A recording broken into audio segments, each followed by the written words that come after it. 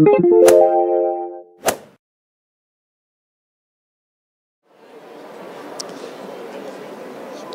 my name is Dr. Shaun Goodman. I'm a cardiologist from St. Michael's Hospital in Toronto and the co-director of the Canadian Vigor Centre. And I'm also the national coordinator from Canada for the Odyssey Outcomes trial. And it's my privilege to have today here at the American Heart Association meeting in Chicago, Dr. Patrick Moriarty.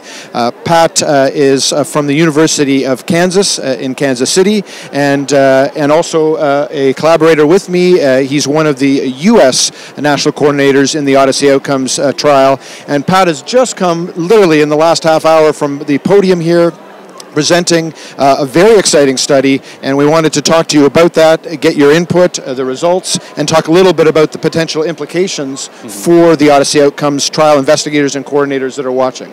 So first of all, tell us about your study, the patient population, and what you found. Shaun, this study involved patients who were intolerant to statins, and intolerant meaning in the sense they had myalgias, and they had at least 2 statins they've tried, and one of them at the lowest dose to get involved in the study. Now the goal was to compare the efficacy of ezetimibe, which is the standard drug of choice for statin-intolerant patients presently, to alirocumab. And so we were to compare the two and look at the efficacy based on those 2. But we had these 3 validating mechanisms of looking at this patient population, because as you know, as a clinician, there's a lot of people that have statin intolerance, and the mechanism of this intolerance is totally misunderstood, and the studies relating to this are lacking in nature. Right. So this study had patients who had high risk, actually 50% had cardiovascular disease, with LDLs around 190, and in the beginning we had a 4-week run-in placebo period to kind of see how many patients would respond to the placebo without knowing it was placebo, which turned out to be a 13% dropout. Right. And half of them dropped out from myalgias. With placebo? With placebo. Then we went into a 24-week period. One group had, about 100 patients had alirocumab 75 to 150. It was titrated up at 12 weeks based on LDL goals. And then we had the ezetimibe, 10 milligrams a day.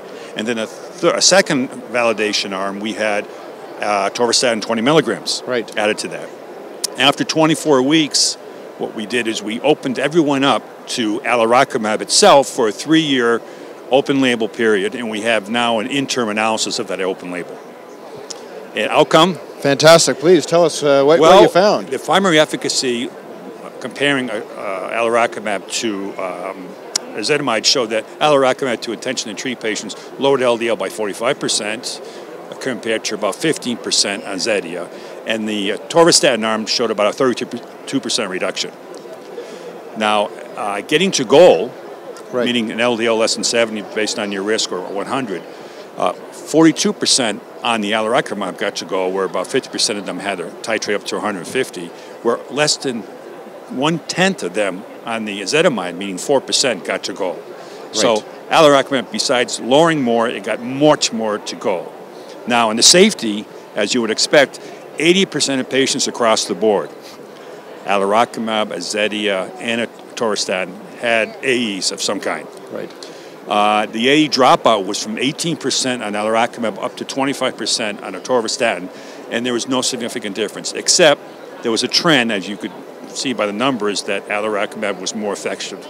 Now, when we broke down the AEs to myalgias, there was a significant difference. Alirocumab was less AE complaints due to myalgias by 0.042 in relationship to atorvastatin, non-significant to Zetia.